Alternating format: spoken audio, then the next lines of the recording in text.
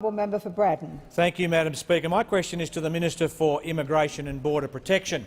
Will the minister inform the House of any current calls to reopen immigration detention centres in Australia, and what is the government's response to such a request? I call the Honourable Minister for Immigration and Border Protection. Thank you, Madam Speaker, and I thank the member for Braddon for his question. The federal member for Braddon, I'm sure he would agree, as would the Prime Minister, that there is a state Liberal candidate for the state seat of Braddon in the upcoming Tasmanian election, the former Senator Guy Barnett, who would make an excellent member for Braddon as well in the Tasmanian Parliament. Now, the member for Braddon will know that the government's strong border protection policies are designed to do three things in particular.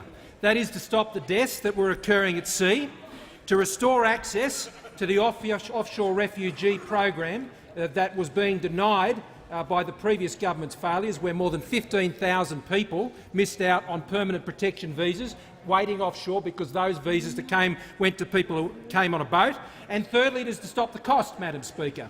And that cost, including more than $11 billion in budget blowouts that occurred under the previous government's failures, one of the most significant of those was the massive expansion in the onshore detention network which occurred as a result of their border failures. You could say it was a building the detention centre revolution, Madam Speaker, that the previous government was running. They turned it into their own economic stimulus program all around the country, which even extended to Tasmania. Now, Madam Speaker, in relation to these issues we are having success. I can inform the House today that it is 76 days, Madam Speaker, since there has been a successful people smuggling venture to Australia. I can inform the House that there is an additional 4,000 at minimum, extra places in the special humanitarian program which was ground down under the previous government because they gave those visas to people who came on boats. And, Madam Speaker, I can inform the House, as I announced earlier this year, that this government has already closed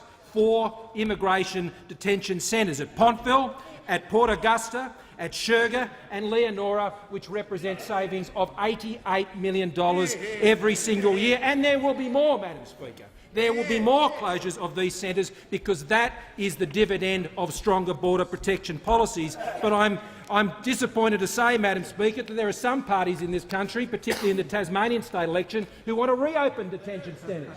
They want to reopen detention centres, in particular the Greens in Tasmania, who are saying that after going against detention centres for all their political life, are now saying they want to reopen the Pontville Detention Centre. But in addition to that, Madam Speaker, the Labor candidate for Denison is also saying that she wants the Pontville Detention Centre reopened and wants to send women and children there. Now, it was the policy of the former Immigration Minister, now the Manager of Business, who actually wanted to get women and children out of that centre. So, Madam Speaker, I am unclear about what the policy of the Labor Party is. What I do know, Madam Speaker, is when I say offshore processing, I don't mean Tasmania, and we won't be reopening the centre in Pontville.